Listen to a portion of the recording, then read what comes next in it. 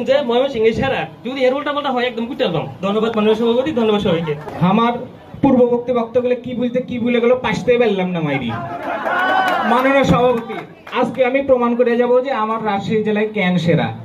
শুধু শুধু বললেই তো বলবেনি বলছে, কিন্তু মাননীয় সভাপতি এই যে প্রতি গ্রীষ্মে এই যে এই আম জনতাগুলা এদের একটাই চাহিদা থাকে, ইস রাজশাহীর যদি সুমিষ্ট আমগুলা খাইতে পারতাম জীবনটা একদম ধন্য হয়ে যাইতো মাননীয় সভাপতি।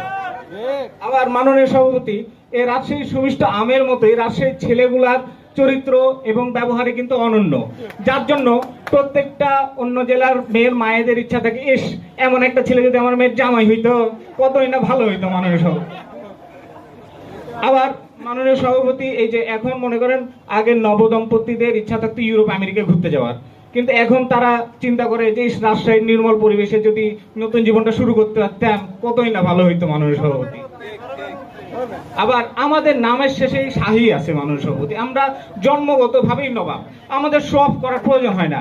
কিন্তু এই যে পুরান ঢাকার গুলা এরা মনে করেন যে উপরে ফিটপাট ভিতরে সদরঘাট মাননীয় সভাপতি, যার জন্য এদের হচ্ছে উঠতে বসতে সবসময় শুধু সব করা লাগে। আবার এই যে বরিশাল গুলার কথা কি বলবো মাননীয় সভাপতি, এদের নুন আনতে পানিতে ফুরাই অবস্থা, 2 দিনে একবার করে টয়লেট করে, কি করবে খেতে পায় না তো মাননীয় সভাপতি। আবার মাননীয় সভাপতি এই যে ময়মনসিংহগুলাও আছে দেখছি, ময়মনসিংহগুলার অবস্থা আরো করুন, এরা টয়লেট করে পানি নেয় না মাননীয় সভাপতি। এখন এই মনে করেন হোস্টেলের যদি অকাম কেউ করে যায় ধরে নেবেন যে ময়মনসিংহগুলারই কাজ, এরা জায়গায় জায়গায় টয়লেট করে বেড়ায় এদের জায়গায় মাননীয় সভাপতি। আবার ময়মনসিংহ শহরে হিজড়াদের মানুষ এত উৎপাত যে ওই জায়গা ছেড়ে পালায় আসতে মন চায় সবসময় মানুষ।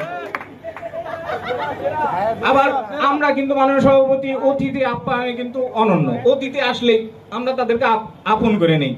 কিন্তু মাননীয় সভাপতি এই যে কক্সবাজারের আছে মাননীয় সভাপতি, এরা কি করে যে অতিথি দেখলেই শুধু পকেটের দিকে নজর দেয়, কিভাবে ওদের পকেটে থেকে টাকা বের করে নিয়ে আসতে পারবে, এই মনে করেন খোরাফাতি আইডিয়া এদের মাথার ভিতর সব সময় চলে মাননীয় সভাপতি।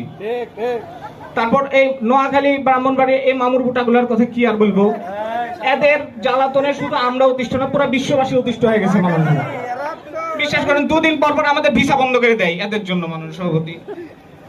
আবার এই যে ব্রাহ্মণবাড়িয়ার কথা কি বলবো আর, এদের মনে করেন আপনার ব্রাহ্মণবাড়িয়া যদি জ্যাম লাগে তাহলে ধরে নেবেন যে সামনে 2টা গরু দাঁড়ায় আছে। আবার মাননীয় সভাপতি এদের লাঠি বৈঠার কথা তো মনে করেন নতুন ভাবে কিছু বলার নাই, পুরো বিশ্ব জানে এই বিষয়টা। এরা আসলে সভ্যতার খুব কাছাকাছি এসেও সভ্যতা আসতে পারেনি মাননীয় সভাপতি। তারপরে চাটগাইয়াদের ভাষা মাননীয় সভাপতি, এরা মনে করেন যে এই ভাষাটির কবিতা লেখে সংস্কৃত অপসংস্কৃত হয়ে যাবে মাননীয় সভাপতি। তারপরে যে কুষ্টিয়ার কথা আর কি বলবো, কুষ্টিয়া দিবা স্বপ্ন দেখে যে তারা হচ্ছে রাজশাহীর মতো উন্নত হবে, অনেক কিছু করবে, কিন্তু রাত হইলে এই গাঁজা খেয়ে নৌকা নিয়ে চন্দ্রভোজনে চলে যায় মাননীয় সভাপতি। ঠিক আছে, এই হচ্ছে কুষ্টিয়াদের অবস্থা। আর বাকি যে সকল জেলাগুলো আছে এই সকল জেলাগুলা আসলে এখন পর্যন্ত রাজশাহীর লেভেলে আসতে পারে নাই মাননীয় সভাপতি। এরা আগের লেভেলে আসুক, পরবর্তী কোনো এপিসোডে এদেরকে সাফিসিল দিয়ে ধোয়া দেওয়া হবে ইনশাল্লাহ। যাই হোক, সে পর্যন্ত ধন্যবাদ মাননীয় সভাপতি।